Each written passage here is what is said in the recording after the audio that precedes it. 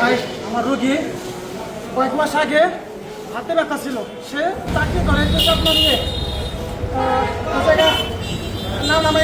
সে চাকরি করে, সে এরকম ব্যথা আমরা অনেক একটা দেখাইছি, হইতেছে না। সদর হাসপাতালে ভর্তি ছিল কয়েকদিন আগে, 4-5 দিন আগে সদর হাসপাতালে ভর্তি ছিল।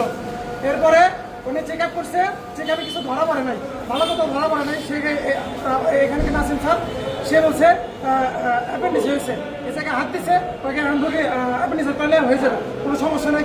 কিন্তু রোগী যাওয়ার আগে মানে চেক আপ করে নাই। সে বলছে ডেঙ্গুর কথা, পরে সে অপারেশন করার পরে সে বলছে ডেঙ্গুর কথা, ডেঙ্গু ধরা পড়ছে।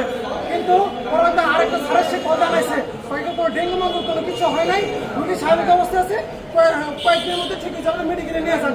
রোগী পানি না খাওয়ার কোনো লবণ শক্তি কমে গেছে দেহ থেকে, যার কারণে এই অবস্থা।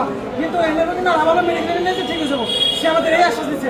আজ রোগী আমার লাশ নিচে, লাশ আমার লাশ হয়েছে, সে আমার লাশ হয়ে রোগী নিচে রয়েছে, তার 2 সপ্তাহ হেতিম হয়ে গেছে, তার কোনো রোগী ছিল না, ইচ্ছা করে এসব কারণ হয়েছে, ভুয়া চিকিৎসা। এনে প্রতিনিয়ত রোগী মারা যায়, কিন্তু তারা এরকম হয় না। গত কয়েকদিন আগে রিপোর্ট হয়েছে, তার রিপোর্ট ছাড়ে নাই। আজকে আমি এই জায়গায় আসছি আমার এই বিচার যেতে, আমার বিচার যদি না হয় আমাকে আর কিছু ছাড়বো না, সবটাই জেলায় বাচ্চা আমি ছাড়বো। হাসপাতালের নাম কি ভাই? ইউনাইটেড সামনে। এই যে রোগী, সে আপনার কি হয়? আমার ফুপি, আমার মা লাগে, আমার মা আমি শরীরে তাদের কাছে। আপনার কি চান তাহলে? আসলে আমি চাই বিচার, আমি কোনো টাকা পয়সা চাই না, তাদের জেল দিতে হবো, আমার জেল রাখতে হবে, আমার কোনো টাকা পয়সা না ভাই, জীবন চলে গেছে, টাকা পয়সা কিছু হয় না ভাই। আমার নাম সৌরভ আহমেদ। আর কোন ডাক্তার ছিলেন ওই সময়? এখানে নাসিম স্যার ছিল, আর আমার ডাক্তার নাম খেলা স্যার, কারণ মেন্টালি পেশের কারণে আমি কিছু মনে রাখতে পারতেছি না।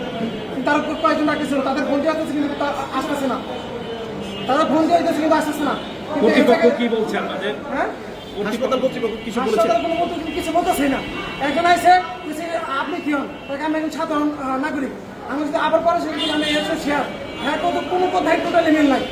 এই হাসপাতাল যারা এক কথা করে আরেক কথা কোনো কথাই মিল নাই তাদের। আমার ভালো রোগীরে তারা মৃত্যু বানাইতেছে, আমার ভালো রোগীরে। কোনো টাকা পয়সার কোনো অফার করেছে কিনা? আসলে না, কোনো কথা হবে না, আমার টাকা লাগবে না, আমার চান দেন। একদম সুস্থ মানুষ, হাঁটে, কথা বলে, আমার খাওয়াই দেয়, আমার আজকে খাওয়াবো কেন? আমার খুব মারছে, আমি একটাও ছাড়বো না, ছেলে সবটাই খাবো আমি। আল্লাহ হাফেজ।